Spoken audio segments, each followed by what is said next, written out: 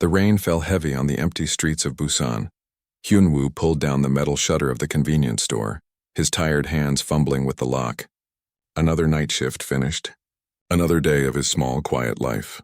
He was 28 years old and worked alone in this store 6 nights a week. The pay was poor, but it was enough. He had no family except his sister Minji, who lived across the city. No friends to speak of, just work, sleep, and the endless cycle of surviving. He heard the sound as he turned to leave.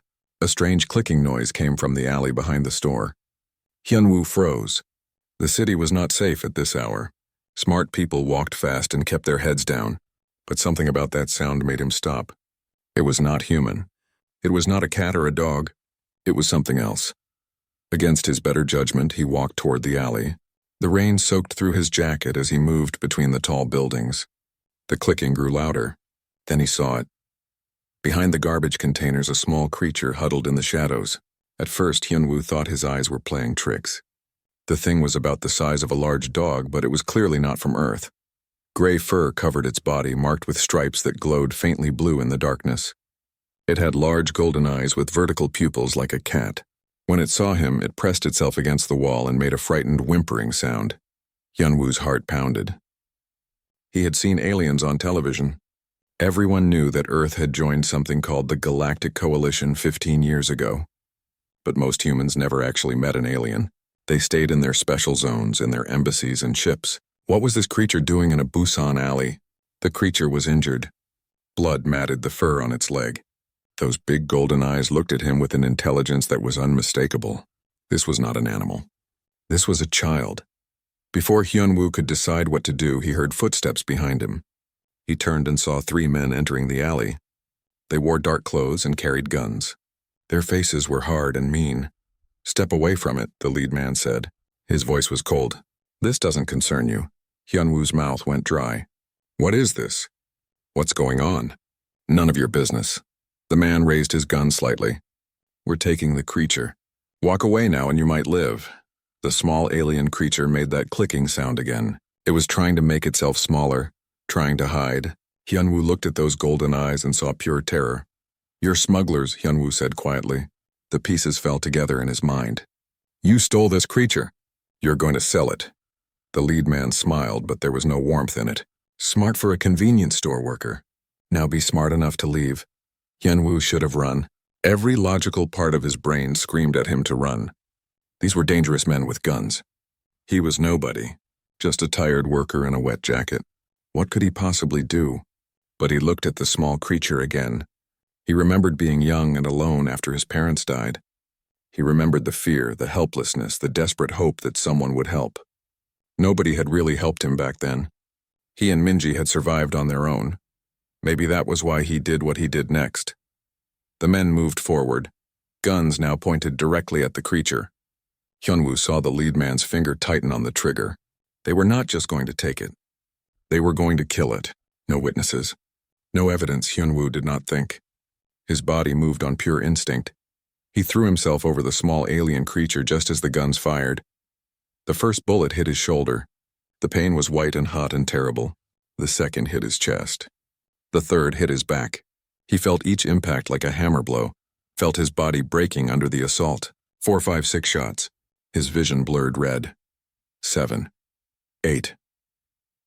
He collapsed over the creature, his blood mixing with the rain and the alien's own injuries. Through the fading darkness, he felt the small body beneath him, still warm, still alive. He had done it. The creature was safe. The men stood frozen for a moment, shocked at what had just happened. Then the lead man cursed. "You idiot! You killed a human. The coalition will tear this planet apart looking for us. What do we do?" Another man asked, his voice panicked. "We run." "Leave them both." Hyunwoo heard their footsteps retreating, but the sound seemed to come from very far away. His body felt cold despite the pain. He tried to move, tried to lift himself off the creature so it could escape, but he had no strength left. Then he felt something strange. The small alien creature wriggled out from under him, but it did not run. Instead, it pressed its body against his chest. The glowing stripes on its fur pulsed with a soft blue light. The creature made a sound, a deep humming that vibrated through Hyunwoo's broken body. For a moment, his pain faded. He felt warmth spreading through him. The creature's stripes pulsed in rhythm with his heartbeat. What was happening? Was this some kind of alien medicine? Sirens wailed in the distance. Someone must have heard the gunshots and called the police. Good. Maybe they would save the creature. Maybe it would be okay. Hyunwoo's vision narrowed to a tunnel. The rain fell on his face, cold and clean. He thought of Minji. He hoped she would not be too sad. He thought of his parents and wondered if he would see them soon. He thought of the small creature with the golden eyes, and he hoped with his last conscious thought that it would survive, that it would grow up safe and strong. The world faded to black. Hyunwoo's heart beat once, twice, 3 more times, then silence. The small alien creature stayed pressed against his chest, its stripes still pulsing, even as the human's heartbeat stopped. It made a keening sound, a cry of loss and grief. The rain washed over them both as the sirens grew closer. Neither of them knew that this moment would change everything, that this single act of instinctive compassion in a dirty Busan alley would reshape the relationship between two species.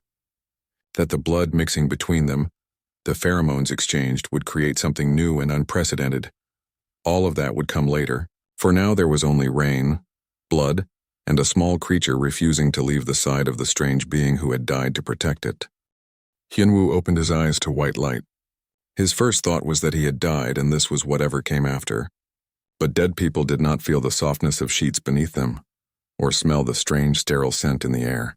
Dead people did not hear the quiet beep of machines. He tried to sit up and found he could. That was wrong. He remembered dying. He remembered 8 bullets tearing through his body, remembered the cold spreading through his limbs, remembered his heart stopping. You did not recover from that. You did not wake up in a clean bed feeling only a dull ache. The room around him was unlike any hospital he had ever seen. The walls seemed to glow with their own light. Screens floated in the air without any visible support. Everything was white and silver and spotlessly clean. The door opened. 2 people in strange uniforms entered, followed by a woman who made Hyunwoo's heart leap. "Minji," he croaked. His voice was rough from disuse. His sister ran to his bedside and threw her arms around him, sobbing. "You're awake. Oh God, you're finally awake. I thought I'd lost you." The people in uniforms waited patiently while Minji cried. When she finally pulled back, one of them stepped forward. She was a middle-aged woman with kind eyes. "Hyunwoo, my name is Dr. Kim. You're in a coalition medical facility. You've been unconscious for 3 weeks. 3 weeks. Hyunwoo stared at her. "How am I alive?" "That's what we'd like to understand better," the doctor said carefully. "You suffered 8 gunshot wounds, including 2 that should have been immediately fatal. By the time the ambulance arrived, you had no pulse. You were clinically dead for almost 4 minutes. Then how? We don't entirely know. The coalition medical team stabilized you using advanced technology far beyond standard Earth medicine. But even that shouldn't have been enough. Your body showed regeneration capabilities that shocked everyone. Wounds that should have taken months to heal closed in days. It's unprecedented." Hyunwoo looked down at his hands. They looked normal. He touched his chest where he remembered bullets hitting. Through the thin hospital gown, he felt smooth skin. Not even scars. "The creature," he said suddenly. "The small alien. Is it okay?" The doctor and her colleague exchanged glances. "Yes," she said. "The cub survived. He was returned to his people." Good. Hyunwoo felt a wave of relief. It had been worth it then. His crazy, impulsive action had actually saved a life. The next few days brought more visitors. Coalition officials came with questions. They were polite but intense. Why had he protected an unknown alien? Had he known what the creature was?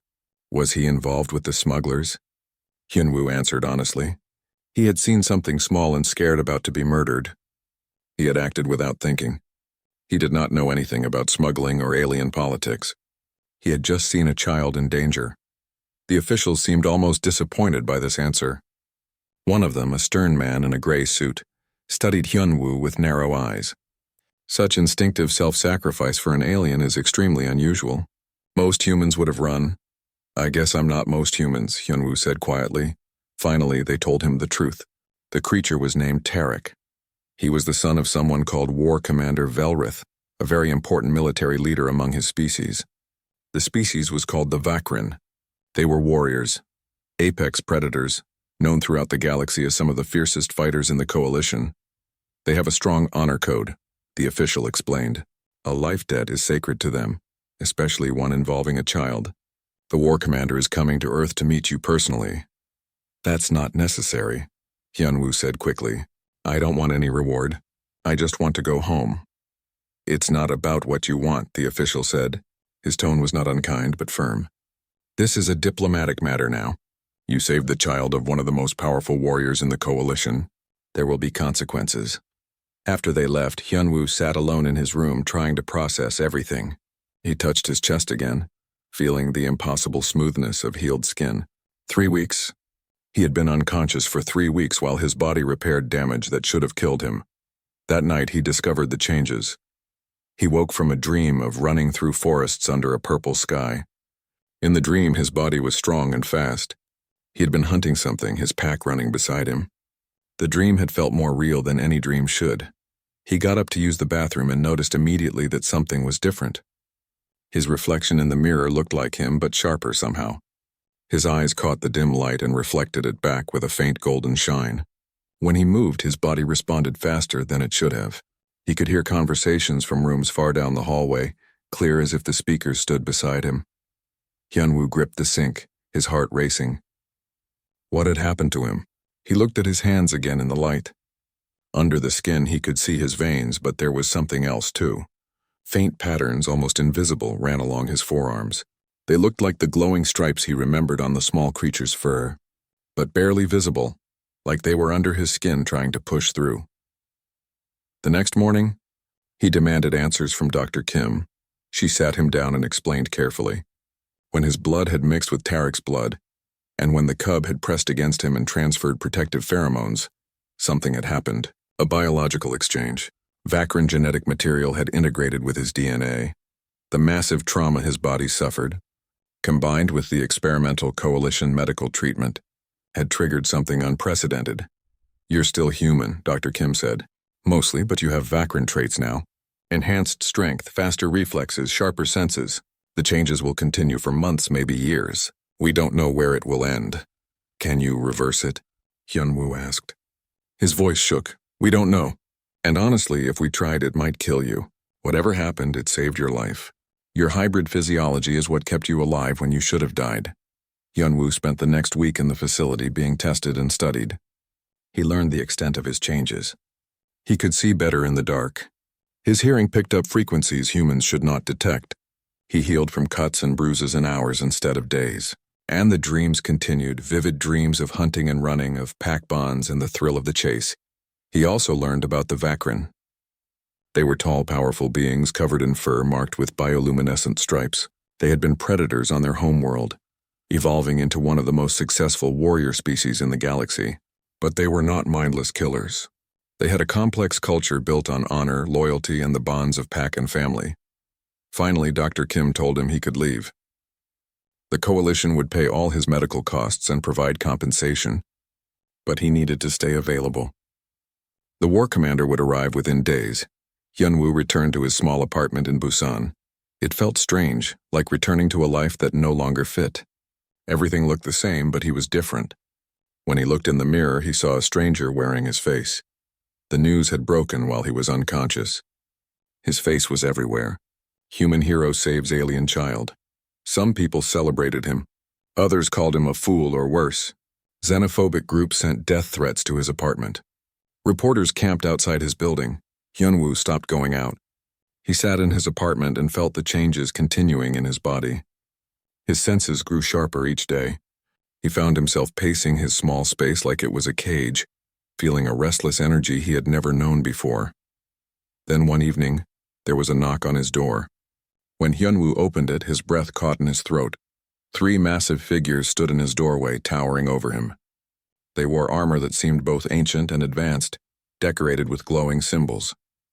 Their faces were alien but expressive, with sharp features, golden eyes, and fur marked with scars and honor markings.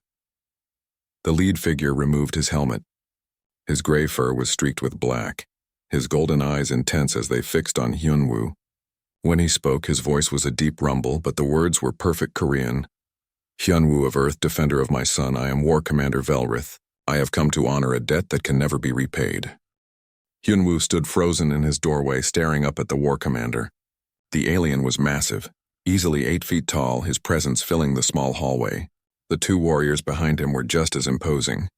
Hyunwoo's tiny apartment suddenly felt impossibly cramped. "Please," Hyunwoo managed to say. "Come in." The 3 Vakrin had to duck through the doorway. Inside, they seemed even larger, their armor nearly brushing the ceiling. They moved with a predator's grace, their golden eyes scanning the room in a way that made Hyunwoo's instincts tingle. These were warriors, trained and deadly. He could sense it in his bones. "You honor us by welcoming us to your den," Velrith said formally. He gestured to the warriors behind him. "These are Rask and Kale, my most trusted hunters." The 2 warriors bowed their heads slightly to Hyunwoo. He found himself bowing back, not from fear, but from something deeper. A recognition of respect given. Then a smaller figure emerged from behind Rask's legs. Hyunwoo's heart jumped. The creature was bigger now, healthier, but unmistakable. Those same golden eyes, that same gray fur with glowing blue stripes. Tarek. The young Vakrin made a chirping sound and rushed forward. Before Hyunwoo could react, Tarek pressed against his legs, purring like thunder. The sound vibrated through Hyunwoo's entire body. He reached down automatically to touch the cub's head, and Tarek pushed into his hand eagerly. All 3 adult Vakrin went completely still. Their eyes widened. Rask made a sound like a sharp exhale. "What?" Hyunwoo asked, worried he had done something wrong. "My son has not approached anyone outside our immediate pack since the incident," Velrith said quietly. "Not even the healers who tended his wounds. Yet he comes to you as if you were blood family." Hyunwoo kept his hand on Tarek's head, feeling the warmth of the cub's fur. "Is that bad?" "No," Velrith said. "It confirms what we suspected. Sit. We must speak of serious matters." They sat in Hyunwoo's small living room. The warriors removed their helmets, revealing faces that were both alien and strangely familiar. They had the same basic structure as human faces, but sharper, more angular, with the vertical pupil eyes of predators and fur instead of skin. Velrith looked at Hyunwoo with an intensity that should have been frightening. But Hyunwoo found himself looking back without fear. Something in him recognized this being, understood him on a level beyond words. "You have noticed changes in yourself," Velrith stated. It was not a question. "Yes," the doctors explained. "Your son's blood mixed with mine. The genetics. They integrated somehow." "It is more than genetics," Velrith said. "When Tarek performed the protective pheromone transfer, he was trying to save you. It is an instinctive action our young do for dying pack members. But you are not Vakrin. The exchange should have done nothing. Instead, combined with your massive trauma and the medical intervention, it triggered something unprecedented. What am I now?" Hyunwoo asked quietly. "Something between. Not fully human anymore. Not Vakrin. Something new." Velrith leaned forward. "You will continue to change. Your strength will grow. Your senses will sharpen further. You will feel instincts that are not human. The need to hunt, to protect your pack, to prove your worth in combat. These are Vakrin drives, and they will war with your human nature." Hyunwoo thought of the dreams, the restless energy, the way his apartment felt like a cage. "I already feel it. I know." Velrith's expression softened slightly. "I can smell it on you. The change is accelerating. Within months, you will be unable to hide what you are becoming. The Coalition will want to study you. Earth governments will see you as a valuable asset or a dangerous anomaly. You will never have peace here. What choice do I have?" "Come with us," Velrith said simply. "To Threx Prime, our homeworld. Learn to control these changes. Train with warriors who understand what you are becoming. Take your place in our pack. Not as a curiosity or a guest, but as one of us." Hyunwoo stared at him. "You want me to leave Earth?" "To live among aliens?" "Yes, why?" "You don't owe me anything. I just did what anyone would do." "No," Velrith said firmly. "You did what almost no one would do. You saw my son. A creature from another world. A predator's child that could have grown to kill you with ease, and you chose to protect him. You gave 8 pieces of your life for his one. That is not common, even among my people. It is extraordinary." Rask spoke for the first time, his voice a low growl. "The war commander speaks truth. I have fought in 36 campaigns across the galaxy. I have seen countless acts of bravery, but I have never seen someone sacrifice themselves for a being so alien to them, without thought of reward or recognition." Kyle nodded agreement. "You have the heart of a warrior. The body will follow." "There is another reason," Velrith continued. Tarek has imprinted on you. In our psychology, this creates a bond that cannot be broken. If you refuse, if you stay here and he returns home without you, it will damage him. He will always feel the absence of Pak. He will always search for the one who saved him. Hyunwoo looked down at Tarek, who had curled up against his legs, still purring. The young Vakrin looked up at him with complete trust. "And if I come with you?" Hyunwoo asked. "You will be tested," Velrith said honestly. "Not all of my people will accept you. Many will see you as weak prey species unsuited for our ways. You will have to prove yourself through trials of strength, cunning, and will. It will not be easy. But you will not face it alone," Kale added. "You will have Pak." Hyunwoo stood and walked to his window. Outside, camera drones hovered. Reporters waited in cars, security guards monitored his building.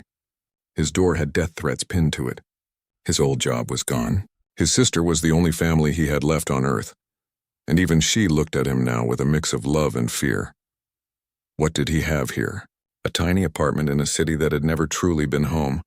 A life of loneliness and barely surviving. And now changes happening to his body that would make him a permanent outsider among his own species. He thought of the dreams, of running through alien forests with Pak around him. He thought of the way Tarek trusted him, the way Velrith looked at him with respect instead of pity or fear. He thought of the restless energy that had been building in him since he woke up, the feeling that his human life no longer fit. "If I agree," Hyunwoo said slowly, "I need to say goodbye to my sister. And I need time to think." "You have until tomorrow night," Velrith said. "Then our ship departs. With or without you, though I hope you will choose to come." The next day, Hyunwoo visited Minji. She cried when he told her what he was considering. But she also surprised him. "I've seen the way you look at the walls of your apartment," she said, "like they're closing in on you. I've seen the news reports, the death threats, the way people stare. You're not safe here anymore. Maybe you never were." "I don't want to leave you," Hyunwoo said. "Then don't leave forever. Go learn what you're becoming. Find where you belong, but promise me you'll send messages. Promise me you won't forget you're human, even if you become something else too." That evening, Hyunwoo stood at his apartment door one last time. He owned almost nothing worth taking. His entire life fit in a small bag. He looked at the camera drones outside, the reporters, the people who saw him as either a hero to exploit or a freak to fear. He thought of Velrith's words. Something between. Not fully human. Not Vakrin. Something new. Maybe that was okay. Maybe he did not have to choose between worlds. Maybe he could be both. When Velrith and his warriors arrived, Hyunwoo was ready. Tarek chirped excitedly and pressed against him. The young Vakrin's joy was obvious, and Hyunwoo felt answering warmth in his chest. Pak. The word rose in his mind unbidden. "This was Pak, I'll come," Hyunwoo said. "I'll learn your ways. I'll face your trials, but I won't stop being human. I won't forget where I came from." Velrith placed a massive hand on Hyunwoo's shoulder. The gesture was gentle despite the warrior's obvious strength. "I would not ask you to. What you are, this combination of both our peoples, may be something greater than either alone. Come, your new life begins tonight." The ship was unlike anything Hyunwoo had imagined. Human vessels were all clean lines and sterile metal. The ship felt alive. The corridors curved like the inside of some massive creature, dimly lit by strips of bioluminescent material. The air smelled of earth and something sharp like ozone. Everywhere he looked, Vakrin warriors moved with predatory grace, their armor clinking softly, their golden eyes watching him with open curiosity. Some nodded respectfully as he passed. Others simply stared. A few made sounds he did not understand, but their tone was clear enough. They were not happy about his presence. The journey to Threx Prime would take 3 weeks. Velrith assigned Hyunwoo a small cabin and told him to rest, but Hyunwoo found sleeping impossible. His body hummed with energy. The ship's constant subtle movements matched his heartbeat. He felt more awake, more alive than ever before. On the second day, Velrith began his education. They sat in a training room while Tarek played nearby, wrestling with other young Vakrin. "Our society rests on 3 pillars, Velrith explained. Pak, honor, the hunt. Do you understand what these mean?" "I think so. Family, integrity, purpose. Close, but not quite." Velrith leaned forward. "Pak is not blood family. It is chosen loyalty. The warriors you bind yourself to through shared struggle and absolute trust. Honor is not just integrity. It is the recognition that your actions define you more than your words ever could. And the hunt is not just purpose. It is the drive to improve yourself every moment, to pursue excellence in all things, to never settle for weakness. And what about those who can't be strong? Hyunwoo asked. What about those who are born weak or become injured? Weakness of body is not shameful, Velrith said. What is shameful is refusing to overcome it. A warrior who loses a limb and learns to fight with what remains has honor. A warrior who gives up has none. Over the following days, Hyunwoo trained with the warriors. They taught him their combat forms, their way of moving. His human body, enhanced by Vakran genetics, learned faster than he expected. He was slower than them, weaker, but his human flexibility gave him advantages they did not expect. He could bend in ways their bodies could not. He could think around problems they would solve with pure strength. After he managed to land a hit on Rask during sparring, using a feint the warrior did not see coming, the mood toward him shifted slightly. Warriors who had ignored him now nodded in greeting. Respect, Hyunwoo learned, was earned through action among the Vakran. Tarek became his constant companion. The young Vakran taught him things the adults could not. How to read the subtle changes in stripe patterns that showed emotion. How to understand the pheromone signals that added layers to spoken words. How to move with pack coordination, anticipating movements without needing to speak. But not everyone was pleased with his progress. One night as Hyunwoo walked the corridors, he heard voices from a side passage. This is madness. A human learning our ways. Velrith dishonors us all. The war commander has his reasons. What reason justifies this? The creature acted once on impulse. That does not make him pack. Hyunwoo recognized the first voice. Drex, one of Velrith's senior warriors. He had watched Hyunwoo train with barely concealed contempt. Perhaps we should test him, Drex continued. See if he has a warrior's spirit or if he will break and run when faced with true challenge. Hyunwoo moved on before they could discover him listening. But the words stayed with him. 2 weeks into the journey, the ship emerged from faster-than-light travel. Through the viewing ports, Hyunwoo saw Threx Prime for the first time. The planet was beautiful, covered in purple-tinged clouds, vast forests, and sprawling cities that seemed to grow organically from the landscape. This was a world where technology and nature had merged seamlessly. As they descended, Velrith came to Hyunwoo's cabin. His expression was serious. The Council of War Commanders wishes to meet you, he said. They will decide whether to accept my claim that you are Pack. Be prepared. Not all will be as understanding as I am. The landing pad was enormous, carved from living stone and surrounded by trees that towered hundreds of feet high. As Hyunwoo stepped off the ship, his enhanced senses were overwhelmed. He could smell 1,000 different scents, hear sounds from miles away, feel the vibrations of the planet itself through his feet. This world was alive in a way Earth had never been. Hundreds of Vakran had gathered to witness his arrival. They stood in formation, warriors in full armor, their stripes glowing in intricate patterns. At the center, on a raised platform, sat a circle of the oldest, most scarred warriors Hyunwoo had ever seen. The Council. Velrith led him forward. Hyunwoo felt every eye on him, felt the weight of their judgment. He was so small compared to them, so obviously different, but he kept his back straight and his head high. If they wanted to see fear, they would be disappointed. The eldest war commander spoke, her voice carrying easily across the arena. Velrith claims this human as Pack. He claims blood bond through the child Tarek. He claims this creature earned such honor through sacrifice. We have heard the story. Now we will hear from the challenger. Drex stepped forward from the assembled warriors. Hyunwoo's gut tightened. I do not question the human's courage, Drex said. He acted bravely once. But bravery in a moment does not make one Pack. Our ways are forged through lifetime trial. I claim this human lacks a warrior's spirit. He acted on impulse, not conviction. What do you propose? The elder asked. The proving. Let him face the trials our young warriors face. If he survives, if he proves he has the strength and cunning and will of our people, I will accept him. If he fails, he must leave Threx Prime and never return. The council members looked at each other. Finally, the elder nodded.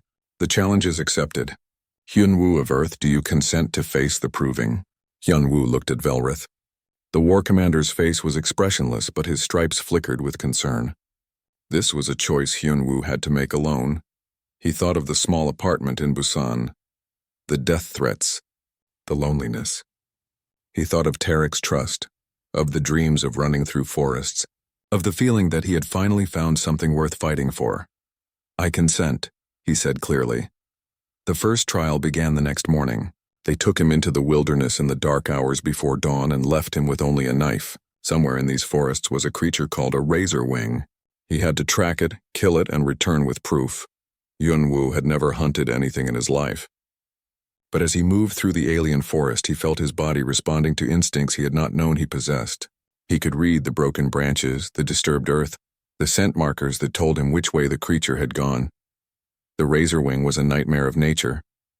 6 legs, each ending in claws like daggers, feathers sharp as blades covering its body, eyes that tracked movement with terrifying precision. When Hyunwoo finally found it, his human mind screamed to run. But his Vakrin instincts steadied him. He watched the creature, learned its patterns, saw how it favored its left side where an old injury had healed poorly. He set traps using vines and sharpened branches. He led the creature through terrain where its size worked against it. The final confrontation was brutal. The razor wing's talons tore into his shoulder. Its venomous bite burned like fire, but Hyunwoo used his human cunning. His flexibility, his ability to fight through pain that would have stopped a pure human. He drove his knife into the creature's throat and held on as it thrashed. Held on until it finally went still. He limped back to the council arena carrying the razor wing's head. Blood covered him, his own, and the creature's. But he was alive, and he had succeeded. 6 months passed on Threx Prime like a dream. Hyunwoo had proven himself through the trials. After surviving the razorwing hunt, he had faced the second trial where he protected Tarek from a hunting drone while wounded and exhausted. The assembled warriors had risen in respect when he carried the young Vakrin back to the arena. Even Drex had bowed his head in acknowledgement. Now Hyunwoo served in Velrith's unit as a warrior. His body had stabilized into something between human and Vakrin. He would never be as strong or fast as a pure Vakrin, but he had advantages they lacked. His human flexibility and problem-solving combined with Vakrin instincts made him a unique asset. He handled diplomatic situations that required human cultural understanding while fighting alongside warriors who had become his pack. He had found belonging. Tarek followed him everywhere, nearly adult-sized now and fiercely protective. Velrith treated him as a valued member of the pack. Even the warriors who had doubted him now greeted him with respect. Hyunwoo sent regular messages to Minji, telling her about this strange new life, and she responded with news from Earth. Then everything changed. The emergency transmission came during training exercises. Coalition Command appeared on screens across the base, the human admiral's face grave. At dawn local time, the colony world New Jeju came under attack by Scarith forces. The colony's defenses are failing. 4 million human civilians are in immediate danger. We are requesting immediate military assistance from all coalition forces in range. Hyunwoo's blood ran cold. New Jeju, a human colony world settled mostly by Korean families seeking new opportunities. Minji had friends who had moved there. Velrith gathered his unit within the hour. Coalition Command has specifically requested our unit. We are being deployed to New Jeju to break the siege and evacuate civilians. Why us? Rask asked. Because the Scarith have established underground positions. Their tunneling makes conventional assault impossible. They need warriors skilled in close combat and hostile environments. Velrith paused. They also requested Hyunwoo specifically. His knowledge of human language and culture may prove valuable in coordinating with colonists. All eyes turned to Hyunwoo. He stood frozen, emotions warring inside him. Part of him wanted to refuse. Earth had rejected him. Humans had sent him death threats, called him a freak. Why should he risk his new life for people who would never accept what he had become? But he thought of Minji's friends, of children who had done nothing wrong, of families trying to build new lives just as he had. Young Tarek, now nearly full-grown, spoke up. They are not your pack. They cast you out. Why hunt for them? It was Velrith who answered, his deep voice carrying across the room. Because protecting those weaker than ourselves is what separates warriors from killers. We do not act for their acceptance or gratitude. We act because it is right. That is honor. Hyunwoo met Velrith's eyes and nodded. I'll go. The journey to New Jeju took 4 days aboard a coalition battle carrier. Hyunwoo stood on the observation deck watching the stars blur past, trying to prepare himself for what was coming. He had not been around humans since leaving Earth.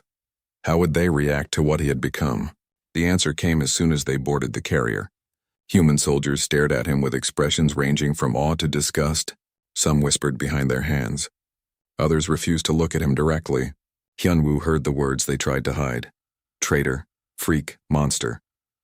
One young soldier worked up the courage to approach. Is it true? You're the one who saved that alien kid in Busan? Yes, Hyunwoo said simply. That was brave. Stupid but brave. The soldier hesitated. My sister lives on New Jeju. When you get down there, please help her. Please save them. Hyunwoo saw the desperation in the young man's eyes and felt something shift in his chest.